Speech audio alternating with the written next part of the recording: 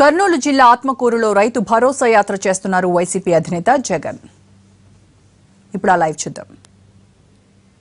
ఉన్నప్పుడు నానెప్పుడు ఒక మాట అంటూ ఉండేవాడు, రాజకీయాలలో ఉన్నప్పుడు ఎన్నాళ్ళు బతికామన్నది కాదు ముఖ్యం, బ్రతికినంత కాలం మనం ఎలా బ్రతికాము అన్నదే ముఖ్యము అని చెప్పి ఆ దివంగత అభితమ నాయకుడు రాజశేఖర రెడ్డి గారు నాన్నగారు అంటూ ఉండేవారు. చంద్రబాబు నాయుడు గారికి ఇప్పటికైనా జ్ఞానోదయం కావాలి.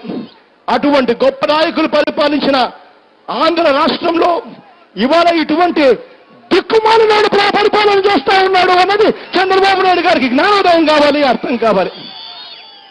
ఇవాళ రైతన్నలు పడతా ఉన్న ఈ బాధలు, రైతన్నలు పడతా ఉన్న ఈ కష్టాలు రాబోయే రోజుల్లో చంద్రబాబు నాయుడు గారికి ఇంకా అర్థమయ్యేట్టుగా రైతన్నల చేతనే మైకిప్పించి, రైతన్నల చేతనే ఇంటరాక్టివ్ సెషన్స్ తీసి రైతన్నల చేతనే చెప్పిస్తాం. చంద్రబాబు నాయుడు గారి రుణమాఫీ కార్యక్రమంలో రైతులు ఎంత బాధపడ్డారో, రైతులు ఎంత నష్టపోయారు అన్నది డాక్టర్ అక్క చెల్లెమ్మలకు మైకిస్తాం, మైకులు ఇచ్చి డాక్టర్ అక్క చెల్లెమ్మలతో మాట్లాడిస్తాం. చంద్రబాబు నాయుడు గారు చెప్పిన మాటలకు డాక్టర్ అక్క చెల్లెమ్మలు ఎంత మోసపోయారు అన్నది కూడా చూపిస్తాం.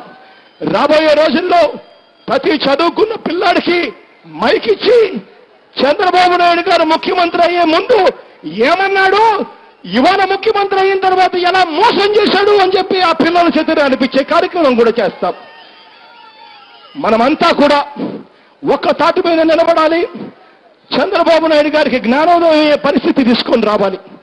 రాబోయే రోజుల్లో మీరంతా కూడా ఒక్కటిగా నిలవాలని, తోడుగా సహాయ సహకారాలు అందించాలని ప్రతి ఒక్కరితోనూ కూడా చేతులు జోడించి పేరు పేరున హృదయపూర్వకంగా మిమ్మల్ని అందరినీ కూడా సహాయం చేయమని చెప్పి ప్రార్థిస్తూ, మీ అందరి చల్లని దీవెనలు, మీ అందరి చల్లని ఆశీస్సులకు మరొకసారి పేరు పేరున హృదయపూర్వకంగా కృతజ్ఞత తెలుపుకుంటూ సెలవు తీసుకుంటా ఉన్నా.